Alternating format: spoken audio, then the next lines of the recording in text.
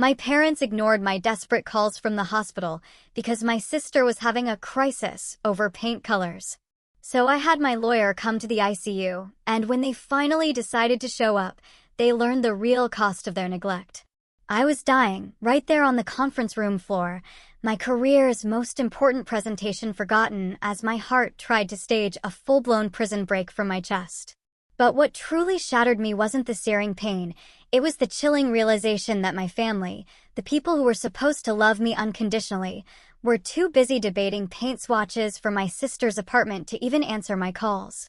One moment, the fluorescent lights of the conference room were flickering, my vision blurring, and my voice faltering as I tried to explain Q3 projections.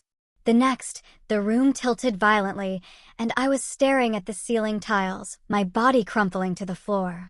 "Miss Wells, are you all right?" someone called, but all I could manage was a desperate whisper to Sarah, my assistant, her mascara already running as she hovered above me. Call my parents." Then, everything went black. I woke up to the biting cold, urgent medical jargon, and the stark reality of an ICU. Cardiac arrhythmia. Immediate surgery. All I could think about was my family. Trembling, I dialed my mom, then my dad, straight to voicemail. My text grew frantic. "Mom, I'm in the hospital." "Dad, please answer. They're taking me to surgery. I'm scared." The nurse, with kind, sympathetic eyes, had to gently take my phone away. "I'm sure they'll be here when you wake up, honey." They weren't. Hours later, I drifted back to consciousness, groggy and utterly alone. The rhythmic beeping of the monitors was the only soundtrack to my isolation. Sarah had left a note, but hospital policy strictly limited visitors to immediate family after hours. Immediate family. What a cruel joke. Around 3 a.m., a night nurse came to check my vitals. She had the softest touch. "Your mother left a voicemail earlier," she said, reaching for my phone. "Would you like to hear it?" Hope, fragile and fleeting, flickered in my chest. I nodded. Then came my mom's chipper voice. "Hi, sweetie. We got your messages, but we can't come right now. Hazel is having an absolute crisis over the color they painted her new apartment. She's inconsolable. You know how she gets. We'll try to stop by tomorrow if she's feeling better. Love you." The nurse's face mirrored the disbelief in my own heart. I turned away, hot tears silently sliding down my cheeks. "Would you like me to call someone else for you?" she asked softly. A memory flashed. Last Christmas, writing a check for $50,000 to cover Hazel's credit card debt, while Mom barely glanced up from helping Hazel arrange her new designer handbag collection. "Thanks, Sophie," she'd said. "You're such a good sister. Good sister. Good daughter. Good ATM." I wiped my eyes. "Actually, yes," I said, my voice surprisingly steady. "Could you hand me my phone? I need to call my lawyer." My hands, once trembling, were now firm as I scrolled and pressed call. "Derek, it's Sophia. I know it's late, but I need you. Bring the papers, all of them." "Yes, I'm sure. I'm in the ICU at Mount Sinai." I paused, listening. "No, my family isn't here. That's exactly why I'm calling."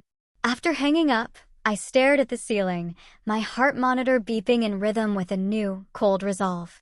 I had almost died today, and my sister's paint color crisis had taken precedence. 20 years of similar moments crashed over me like a tsunami.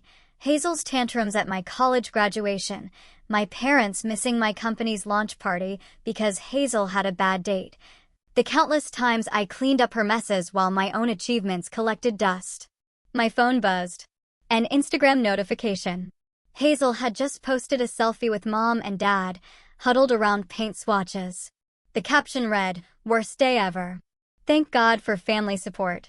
#blessed #family #crisis." I clicked off my phone and closed my eyes, feeling something hard and cold crystallize in my chest. It wasn't my heart this time. It was determination. Tomorrow, Derek would help me start dismantling everything I'd built for them.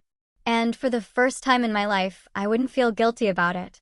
Derek arrived at 9 a.m. sharp, his leather briefcase bulging. He took one look at me, hooked up to monitors, pale from surgery, and his professional demeanor cracked. "Jesus, Sophia, you look like hell." "Thanks," I managed a weak smile. Always knew I could count on you for honesty. Did you bring everything? He pulled up a chair and started laying out papers on my bedside table. Everything you asked for, but are you sure about this? It's aggressive. My heart literally stopped yesterday, and my family was too busy picking paint swatches to care, I retorted. I'd say aggressive is exactly what this situation calls for. Derek nodded, his jaw tightening.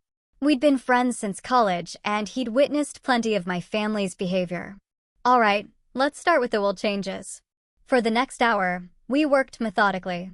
My signature grew steadier with each page, as if my hand knew this was right, even if my heart ached. So that's your parents removed as beneficiaries, Derek said, shuffling papers. Next is revoking their access to your accounts, the ones you've been using to support Hazel's lifestyle. A memory surfaced. Last summer, standing in my parents' kitchen, holding Hazel's latest credit card statement. It's only $70,000 this time, Mom had said, not looking up from her magazine. You know how hard things have been for her since that breakup. Do it, I told Derek. All of it. He pulled out another stack. And the vacation house? Listed today if possible. Your parents spend every summer there. Not anymore. My phone buzzed. A text from Mom. Hazel picked the perfect shade of sage. Crisis averted. How are you feeling, sweetie? I showed it to Derek, who let out a low whistle. That's something else. Watch this, I said, opening the family group chat. My fingers flew across the keyboard. Still in ICU after emergency heart surgery? Thanks for asking. Glad Hazel's walls are sage instead of seafoam. Definitely worth missing your daughter's near-death experience for. Derek raised an eyebrow. Poking the bear? More like waking it up, I said. They've been hibernating in their bubble of denial for too long. My phone immediately erupted with notifications. Mom, don't be dramatic, Sophie.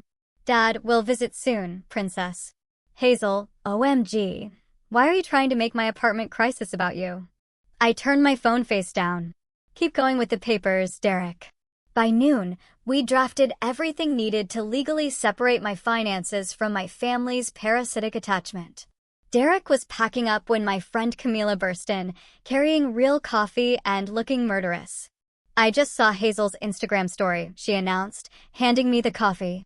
She's doing a full home renovation reveal, tagged #blessed #new beginnings, #family support. Not a single mention that her sister almost died yesterday. Of course not, I said, taking a sip. That would require acknowledging someone else's existence. I've got the papers ready to file, Derek said, standing. But I'll hold them until tomorrow. Give you time to think it through. I shook my head. File them now. I've had 38 years to think it through. After they left, I scrolled through my phone. Hazel had posted again, a boomerang of her twirling in her newly painted living room. Mom and Dad were in the background, applauding. The caption read, "Sometimes it takes a village." So grateful for parents who drop everything to help in a crisis. #blessed paint day #family first. My fingers hovered over the comment button. Instead, I opened my email and composed a message to my entire contact list. Dear friends and colleagues, I'm currently in the ICU at Mount Sinai following emergency heart surgery. While I'm stable now, it was a close call. I'm sharing this not for sympathy, but for transparency about why I'll be out of office for a while. I'm also sharing because yesterday I learned something valuable about family. Sometimes the ones who should be there aren't, and sometimes that's the wake-up call you need. Best, Sophia. I hit send, then turned off my phone. Let them deal with the fallout of their choices being made public. I was done covering for them. A nurse came in to check my vitals, glancing at the papers Derek had left behind. Big decisions today? Life-changing ones, I replied. Your heart rate's much stronger, she noted, checking the monitor. I looked out the window at the Manhattan skyline, feeling lighter than I had in years. Yeah, I said. I think it finally remembered how to beat for itself instead of everyone else. She patted my hand and left. In the quiet of my hospital room, I could have sworn I heard the sound of bridges burning, and it sounded like freedom. 3 days after my surgery, my parents finally graced me with their presence. Mom swept in, wearing her signature Hermes scarf, carrying a bouquet that probably cost more than my hospital bill. Dad trailed behind, looking uncomfortable in the sterile environment. "Oh, darling," Mom exclaimed, as if we were meeting for lunch rather than visiting her daughter post-cardiac event. "These fluorescent lights are absolutely brutal on your complexion." "Nearly dying tends to do that," I replied flatly.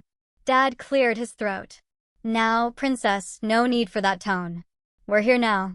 3 days later. Mom arranged the flowers, filling the silence with chatter. Hazel wanted to come, but she's still dealing with the contractor. Such a nightmare. They completely botched the crown molding. She's been crying all morning. I pressed the morphine button on my not for pain, but for patience. "Where is Hazel anyway?" Dad asked, looking around as if she might materialize from behind the curtain. "Probably posting about her crown molding crisis on Instagram," I said. "Did you know her story about paint swatches got more attention than my emergency surgery announcement?" Mom's hands stilled on the flowers. "Sophia, please. You know how sensitive she is. She's been absolutely beside herself about your situation." "My situation?" I repeated. "You mean my heart stopping?" A knock at the door saved them from responding. Derek entered, impeccable in his suit, carrying a leather portfolio. My mother's face lit up. She'd always hoped we'd date. "Derek, how lovely to see you. Are you here to check on our girl?" "Actually," he said, walking to my bedside, "I'm here in my professional capacity." He handed me a folder. I opened it slowly, savoring the moment. "Mom, Dad, you remember Derek's my lawyer, right?" The color drained from my mother's face. Dad's forced smile flickered. "These are copies of documents I filed yesterday," I continued, my voice steady. "I've removed you both from my will, revoked your access to all my accounts, and listed the vacation house in Florida for sale." The house," Dad stammered. "But where will we go in the summer?" "Not my concern." Mom's perfectly manicured hand flew to her throat. "Sophia, you can't be serious. We're family." "Family?" I laughed, and the heart monitor betrayed my spike in anger. "Let me tell you about family. Last month, I paid off Hazel's $70,000 credit card debt. The month before that, I covered her rent when she forgot to pay it for 3 months. Last year, I funded her failed jewelry business. Want to know what I got in return? When my heart stopped and I needed you most, you chose paint swatches over your dying daughter." "That's not fair," Dad protested weakly. "No, what's not fair is that I've spent my entire adult life being your backup plan, your safety net, your human ATM. Well, guess what? The Bank of Sophia is officially closed." Derek handed them each a stack of papers. "These detail the changes. I'd suggest reading them carefully." Mom's hands shook as she flipped through the documents. This is ridiculous. You won't go through with this. Family sticks together, Sophia. You know that." I looked her directly in the eyes. "If that's true, how come I almost died alone?" The silence that followed was deafening. "The house is already listed," Derek added quietly. "We expect it to sell quickly in this market." Dad sank into a chair, papers crumpling in his grip. "Princess, please, let's talk about this rationally." I had plenty of time to think rationally while lying here alone for 3 days, I said. "Did you know the nurses took turns sitting with me after surgery because they felt bad that I had no family here? Strangers showed more concern than my own parents." Mom's mascara was starting to run. "You're being dramatic. We came as soon as we could." After Hazel's paint crisis was resolved, I corrected. "Check your priorities, Mom. Better yet, check your phone. I'm sure Hazel's having another meltdown about crown molding right now." As if on cue, Mom's phone buzzed. She glanced at it instinctively. "Go ahead," I said. "Answer it. We both know you will." She stood, smoothing her skirt with trembling hands. "This isn't over, Sophia. You're upset. You're not thinking clearly. We'll discuss this when you're feeling better." "Actually, we won't." I pressed the call button. "Nurse, I'm ready for my rest now." As security escorted them out, a precaution Derek had arranged, I heard Mom's voice crack. "She can't do this. She's our daughter." "No," I whispered to the empty room. "I'm just the backup daughter you never wanted, but always needed, and I quit." The monitor showed my heart rate returning to normal, steady, and strong, like it knew this was just the beginning. My phone rang at 3 a.m. Hazel's name flashed across the screen, and I answered out of morbid curiosity. How dare you? Her voice crackled with rage. How dare you do this to Mom and Dad? Good morning to you too, Hazel. How's the crown molding crisis? Don't you dare be sarcastic with me. They're devastated. Mom hasn't stopped crying and Dad had to take a Xanax. I adjusted my hospital bed to sit up straighter. Interesting how they can have such strong reactions to consequences, but couldn't muster any concern when I was literally dying. Oh my God, you're not dying. Stop being so dramatic. My heart stopped, Hazel. Actually stopped. But please tell me more about your pain emergency. She made a sound between a scream and a sob. You need to fix this. Call Derek right now and undo everything. Or what? Or, she sputtered, or I'll never speak to you again. I laughed, genuinely laughed, for the first time in days. Is that supposed to be a threat? The line went quiet for a moment. When Hazel spoke again, her voice had that familiar manipulative tremor, the one that usually preceded getting her way. Remember when we were kids and you promised to always take care of me? A memory flashed. I was 12, Hazel 6. She'd destroyed my science fair project the night before presentation, dumping glue all over weeks of work. Mom had blamed me for not sharing my supplies. Actually, I do remember, I said. I remember a lot of things, Hazel, like how I sold Grandma's ring, my only inheritance, to bail you out of debt 3 years ago. Remember what you said then? Thanks, sis. You're the best. Right before you went on a shopping spree with Mom. That's different. I needed you. You always need. And I'm always expected to provide. Well, guess what? I'm done. Mom wants to meet, she said, changing tactics. One last family meeting to talk things through. I considered this. Fine. Tomorrow at noon, the hospital cafeteria, but my conditions, noon. Take it or leave it. She agreed, but I wasn't done. And Hazel, I'm bringing Camila. Your annoying friend? Why? Because I'm done being outnumbered. The next day, Mom and Dad arrived first, looking like they hadn't slept. Hazel swept in 10 minutes late, wearing oversized sunglasses and clutching an iced latte like it was life support. Camila sat beside me, radiating protective energy. She'd known my family dynamics for years and had always been my voice of reason. Sophia, Mom began, reaching across the table. Let's talk about this rationally. Rational. Camila interjected. Like ignoring your daughter's emergency surgery? This is a family matter. Hazel snapped. Funny, I said. I was family when you needed your credit cards paid off. Dad raised his hands placatingly. Princess, we understand you're hurt, but this, revenge, it's beneath you. Revenge. I leaned forward. This isn't revenge, Dad. This is boundaries. This is me finally saying no. You're being selfish. Hazel slammed her latte down. Do you know what this is doing to me? My anxiety is through the roof. My followers can tell something's wrong. Camila snorted.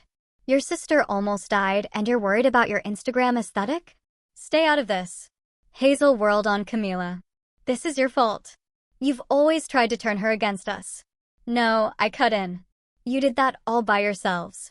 Mom started crying, her practice tears right on schedule. We can fix this, sweetie. Just call Derek. Stop. My voice was steel. The house is already in escrow. The accounts are closed. It's done. Hazel stood up so fast her chair toppled backward. You ungrateful. She grabbed her latte and threw it at Camila, who barely dodged the cup. The cafeteria went silent. Security approached quickly. And that, I said quietly, is exactly why this is happening. As security escorted Hazel out, her screams echoing down the hallway, I turned to my parents. We're done here. Sophia, please. Mom tried one last time. No. I'm going to be discharged tomorrow. When I leave this hospital, I'm leaving this dysfunction behind, too. I stood up, Camila steady beside me. Oh, and one more thing. I've instructed my lawyer to file a restraining order against Hazel. Consider this her first and last warning. Walking back to my room, Camila squeezed my hand. You okay? I nodded, feeling lighter than I had in years. You know what's funny? My heart's actually beating better now that I've stopped letting them break it. Behind us, I could hear Hazel's distant screams mixing with Mom's sobs. The sound of consequences finally catching up to them all. The Florida house sold in 3 days, well above asking price. I signed the final papers for my new apartment, where I'd been recovering for the past week. Derek sat across from me, sliding over a cashier's check. For $0.2 million, he said. What are you going to do with it? First, I'm hiring an estate sale company to clear it out. Everything goes, including the piano. My hands stilled over the check. The baby grand piano, my childhood sanctuary. Mom had given it to Hazel on her 16th birthday despite knowing I was the only one who played. Especially the piano. My phone buzzed. A news alert. Local woman removed from luxury boutique after altercation with staff. The thumbnail showed Hazel being escorted out by security, mascara running down her face. Your sister's making headlines, Derek noted, peering at my screen. She always wanted to be famous. I forwarded the article to Camila, who replied instantly, Karma's working overtime. The estate sale company arrived the next day. I watched via FaceTime as they cataloged everything, marking prices on pieces of my past. The woman in charge, Marie, held up a familiar jewelry box. What about this? Inside was the space where my grandmother's ring had once lived before I'd sold it to cover Hazel's gambling debts. Sell it, I said. Everything goes. Sophia. A voice screeched from off-camera. Hazel had somehow gotten past security. You can't sell Mom's anniversary china. Marie turned the camera, showing Hazel trying to grab items off a table. Should I call the police? Immediately. I watched as Hazel was removed again, this time screaming about family heirlooms and betrayal. My phone lit up with texts from Mom. How could you sell our memories? Your father is heartbroken. That piano was for Hazel. We're still your family. I blocked their numbers. Later that afternoon, Derek called. His voice was tense. We have a situation. Hazel tried to file for temporary conservatorship over you. She what? She's claiming your cardiac event affected your mental capacity. Says your erratic behavior proves you're unfit to manage your affairs. I laughed, but there was no humor in it. Let me guess. She's volunteering to manage my money for me. Got it in one. Don't worry, it's ridiculous. No judge would uphold it. Interrupting hard.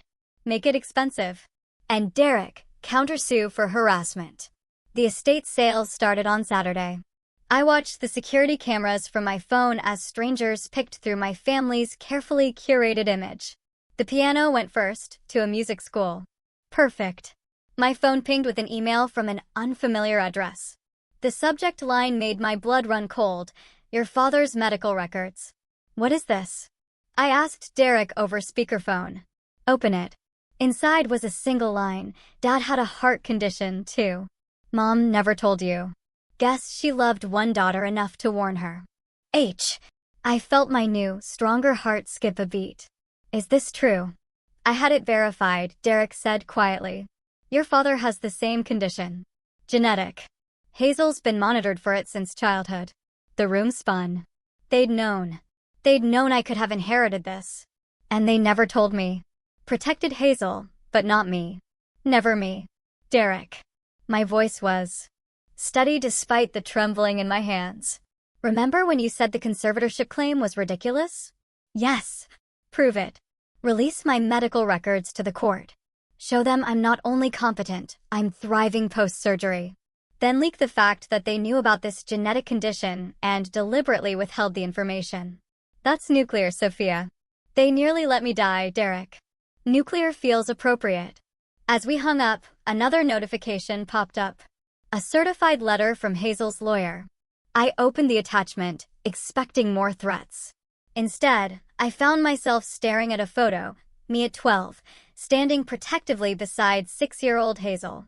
On the back, in my mother's handwriting, my girls, forever inseparable. Below it, Hazel had written, remember who you're supposed to be. My protector, my sister. Don't make me destroy you. I forwarded the threat to Derek, then opened my laptop. It was time to tell my story. All of it. The decades of manipulation, the financial neglect. No names, just truth. As I typed, I remembered something my grandmother told me before she died. Sometimes the bravest thing you can do is stop protecting people from the consequences of their own actions. My fingers flew across the keyboard. Each word a brick in the wall I was building between my past and my future. Let them come. Let them threaten. I wasn't their protector anymore. I was finally my own. My blog post went live at midnight. By 6 a.m., it had over 100,000 shares. A story of family toxicity and survival, read the headline. I hadn't named names, but anyone who knew us would recognize the truth. Camila called first. Have you seen Twitter? You're trending. I refreshed my feed. Thousands of comments, most from people sharing similar stories of family dysfunction. The phrase golden child syndrome was everywhere. Your mother's country club friends are having a field day, Camila continued. Apparently, she had to leave her tennis match early because everyone was whispering. My phone buzzed. Nicholas. Hazel's on again, off again boyfriend. Your sister's losing it, he said without preamble. She's been screaming for hours, throwing things. I can't handle this anymore. Not my problem. She says you're lying about everything, that you're just jealous of her. I laughed. Ask her about Dad's heart condition. Ask her why they never told me I could die from the same thing that almost killed me last month. Silence. They knew since we were kids? Hazel got tested? I didn't even know it ran in the family. Jesus Christ. He exhaled heavily. I'm done.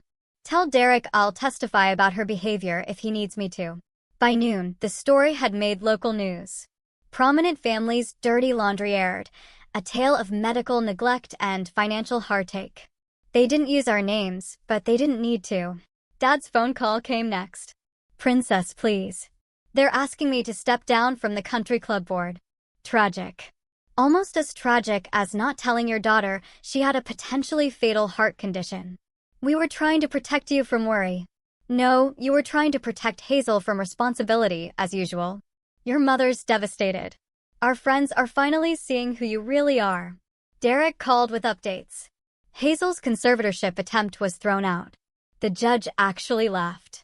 But there's more. She sent a cease and desist letter claiming your blog post caused her irreparable trauma. Perfect. Counter with the medical records. Already did. Her lawyer withdrew the letter in under an hour. I was reviewing transfer paperwork for my assets when my email pinged. A message from Nicholas. Thought you should see this. She doesn't know I recorded it. The attached video showed Hazel in her apartment, raging at our parents. Fix this. Make her stop. I can't take people looking at me like this. Do something. Mom's voice. Darling, we're trying, but try harder. I'm the one who matters. I'm your real daughter. The video cut off. I forwarded it to Derek with one word, leverage. My phone lit up with a text from an unknown number. A photo of my grandmother's ring, the one I'd sold to help Hazel. Missing something? The text read. Who is this? I typed back. Someone who bought it from the pawn shop. Want it back? Meet me. I blocked the number and called Derek. They're getting desperate. Good, he said. Because I just filed the harassment suit. And Sophia, the ring thing? That was amateur hour. I bought your grandmother's ring back months ago. It's in my safe. Tears pricked my eyes. You did? Of course. I knew you'd want it back someday. That evening, my blog post hit national news. My inbox flooded with interview requests. Dr. Phil's producers called twice. Then came Mom's voicemail. She was crying, screaming, apologizing, all in the same breath. Please, sweetie, we can fix this. Tell everyone you were confused. Say you made it up. We're your family. I played it for Camila over wine. Wow, she said. She actually sounds sincere. She's not. Listen carefully. She's not saying she's sorry for what they did. She's sorry they got caught. My phone buzzed again. A news alert. Local socialite has public meltdown at charity gala. The photo showed Hazel being escorted out again. Your sister's really committing to this spiral, Camila observed. She's never faced consequences before. She doesn't know how. I opened my laptop and began typing again. Not another blog post. This time it was an email to my realtor. Subject line, looking for properties in California. Running away? Camila asked, reading over my shoulder. No, I replied, thinking of the grandmother's ring waiting in Derek's safe, running towards something better. As if on cue, Mom's number flashed on my phone. For the first time in my life, I didn't feel the urge to answer. Some bridges aren't meant to be repaired. Some fires need to burn until there's nothing left but truth in the ashes. The family home looked smaller than I remembered. I stood in the driveway, keys in hand, staring at the colonial facade that had housed so many carefully curated lies. Want me to go in first?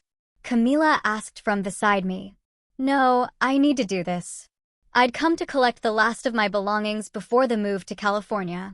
Derek had arranged for a police presence just in case, but the cruiser parked discreetly down the street still felt surreal. The front door opened before I could use my key.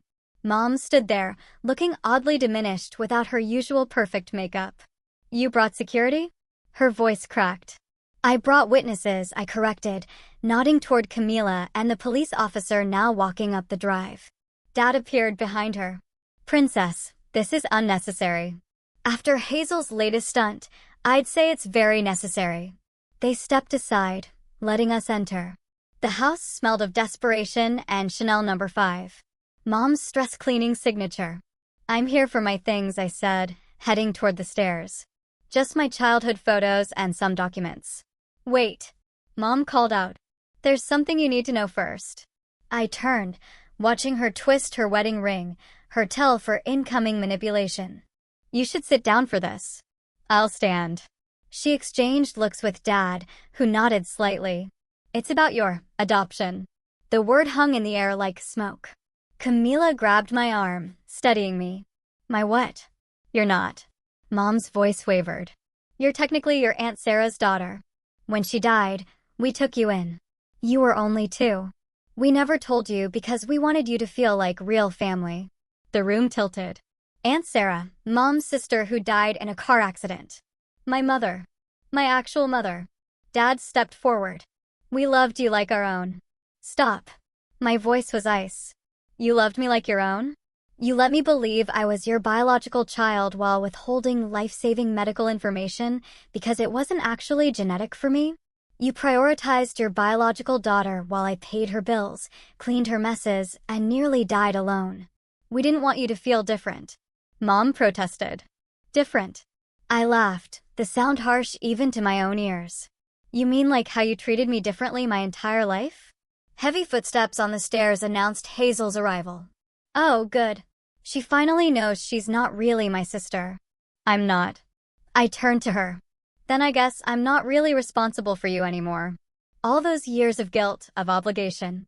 They never belonged to me, did they? You ungrateful, Hazel started, but Mom cut her off. We gave you everything. Mom cried. A home, an education, opportunities. No, I interrupted. I earned those things, every single one of them. While you were busy coddling your real daughter. I walked to the stairs, pushing past Hazel. In my old room, I found the box I'd come for. Photos, documents, memories. At the bottom, wrapped in tissue paper, was a small frame. Inside was the last photo taken of Aunt Sarah, my real mother, holding me as a baby. Downstairs, chaos erupted. Hazel was screaming about inheritance rights. Mom was sobbing about family loyalty, and Dad was trying to talk over everyone about reasonable discussions. I descended the stairs with my box, the police officer moving closer. That's my baby photo album. Hazel shrieked, lunging for my box. The officer stepped between us. Actually, I said calmly, these are Aunt Sarah's photos. My mother's photos. I'm taking what's mine and leaving what never was. You can't just walk away from this family. Mom grabbed my arm. I shook her off. I'm not walking away from my family. I'm walking away from people who kept me around as a convenient backup plan. There's a difference. We'll sue. Hazel screamed. We'll take everything. Go ahead. I reached the door. But remember, I have proof of financial fraud, medical neglect, and now proof that you knowingly withheld my adoption status while using it against me. Want to see how that plays in court? Silence fell. I turned to them one last time. You know what's funny? You kept this secret thinking it would make me feel less like family. But knowing the truth, it finally sets me free. I'm not your backup daughter. I'm not your ATM. I'm Sarah's daughter, and I'm done carrying your burdens. Camila opened the door, sunlight streaming in. Behind me, I heard Mom collapse into tears, Dad's futile attempts at comfort, Hazel's incoherent rage. But ahead of me, nothing but open road and possibility. "Ready?" Camila asked. I clutched my box of real memories, feeling lighter than ever. "Ready." We walked out into the sunlight, leaving the shadows of lies behind. In my pocket, my phone buzzed with another lawsuit threat from Hazel's lawyer. Let them come. I had truth on my side now, and truth, I was learning, was the strongest weapon of all. The California sun streamed through my office window as I finished typing my last blog post. My heart, now steady and strong, kept perfect rhythm with the keyboard clicks. And that's how I learned that family isn't about blood or obligation, I wrote. It's about choice. Every day we choose who we let into our hearts. My phone lit up with Derek's call. "The lawsuits are officially dismissed," he announced. All of them. The judge called them, and I quote, "frivolous attempts at financial manipulation." How's Hazel taking it? Not well. Have you seen the tabloids? I pulled up the latest headline. "Socialite's public meltdown goes viral. My sister ruined my life." The video showed Hazel throwing drinks at paparazzi outside a Manhattan restaurant. "She's trending again," I said. Not the kind of fame she wanted. Speaking of trending, Mom had sent an email. The subject line read, "Your father's birthday." Inside was a photo of our last family vacation before everything imploded. Below it, she'd written, "We miss you. Can't we just go back?" I clicked delete. My doorbell rang. Camila stood outside with 2 coffees and a small package. "Special delivery from Derek," she announced, handing me the box. Inside, nestled in velvet, was my grandmother's ring, the one I'd sold for Hazel, the one Derek had rescued. But now it sat on a new chain, transformed into a necklace. "Derek said you might want to wear it differently now," Camila explained. New meanings for new beginnings. I fastened it around my neck just as my laptop chimed. A donation confirmation. I just funded a year of cardiac screening for low-income families through my local hospital. The program was named after Sarah, my real mother. "Your support group starts soon," Camila reminded me. Ready? I logged into the video call where dozens of faces appeared. All people who'd found their own strength through my story. We weren't just healing ourselves. We were building something new. "Welcome everyone," I began. "Today we're talking about setting boundaries without guilt." Halfway through the session, my phone buzzed. A text from Nicholas. "Thought you should know. Hazel's trying to sell a story to the tabloids about your adoption. But don't worry, I sent them the video of her admitting to financial fraud instead."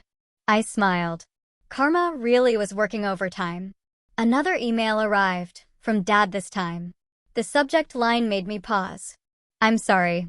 For what it's worth, he'd written, "I was wrong. We were all wrong. Not just about how he treated you, but about what family means. You're stronger than any of us ever were." For the first time, his words held no power over me. I didn't need his approval or his apology. I was no longer that girl desperate for her family's love. The support group session ended with our usual affirmation, "We choose ourselves today." Camila pointed to my laptop screen. "Look at your blog comments." A new message stood out. "I left my toxic family today. Your story gave me courage. Thank you for showing me that walking away isn't giving up. It's growing up." I touched my grandmother's ring, now resting over my heart instead of weighing down my hand. "Ready for dinner?" I asked Camila. "The new Thai place has outdoor seating." "Oh, and I invited someone from your cardiac support group. That writer who also survived family drama. She seemed cool." Outside, the sunset painted the sky in colors no paint swatch could capture. My phone buzzed one last time. Hazel posting another rant about family betrayal. I turned off notifications and smiled at Camila. "You know what? I think I'm finally done carrying their stories. It's time to live my own." We walked toward the restaurant, my grandmother's ring catching the last rays of sunlight. Behind us, a stream of comments flowed on my blog post. "You helped me find my voice. I'm choosing myself today. Thank you for showing us the way out." Revenge had brought me here, but it wasn't what kept me standing. That came from something stronger. The power of choosing myself, of building a life where love didn't require sacrifice. My heartbeat steady and true. No longer racing to please others or breaking under the weight of unwanted obligations. This was freedom. This was peace. And it tasted sweeter than any revenge ever could.